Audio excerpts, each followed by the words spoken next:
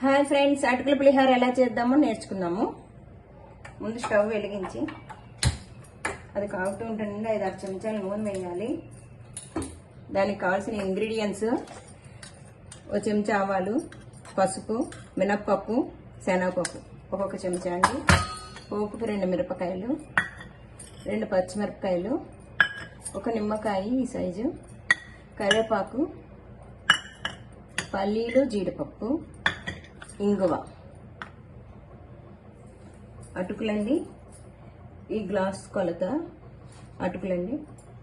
2 మనుషులకు సరిపోతుంది. వెలిగించాను. ముందుగా ఇంగువ వేయాలి.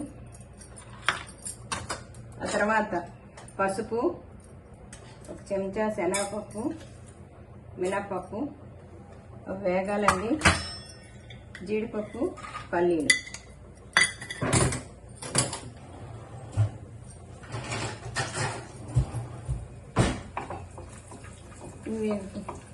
ఇలా కలపాలండి. వేగుతుంటే ఈ అటుకులు కడిగేసుకోవాలి ఒకసారి గ్లాస్ వేయటం. ముందుగా అటుకులు బాగా కడుక్కొని ఉంచుకోవాలి.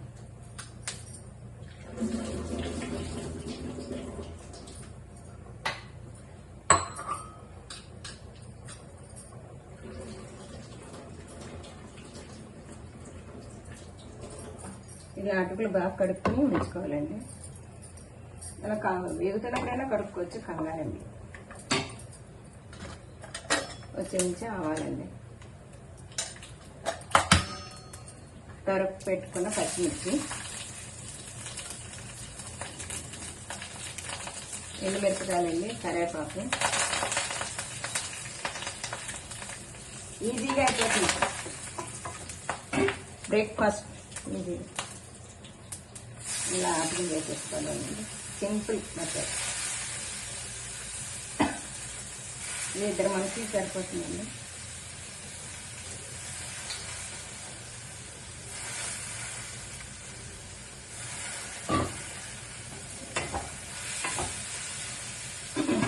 తగినంత సాల్ట్, మనకి రుచికి తగ్గినట్టు సాల్ట్.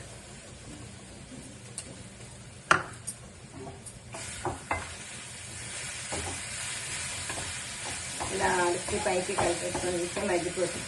ఇక్కడ నీళ్ళల్లో కడిగా ఉండగా ఇంకా నీళ్ళు పోయకూడదు. నీళ్ళు చిలకరించి అవి చేస్తే ఉప్మాలాగా అయిపోతుంది.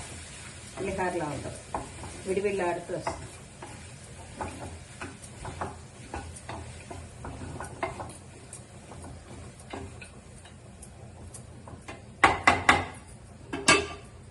అంతేనండి.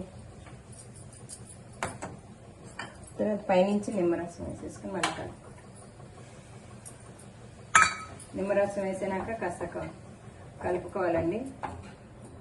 అంతా అంటారు కదా, స్టవ్ వెలిగిస్తున్నప్పుడు వేస్తే కనుక పొడి చేదు వస్తుంది. తర్వాత పైన గార్నిష్ చేసుకోండి కరివేపాకు. అంతే అండి, అటుకుల పులిహోర రెడీ. ఇక చూపిస్తాను. ఇలా ఉంటుందండి. ఓకే, లైక్ చేయండి, షేర్ చేయండి, సబ్స్క్రైబ్ చేయండి. Thank you.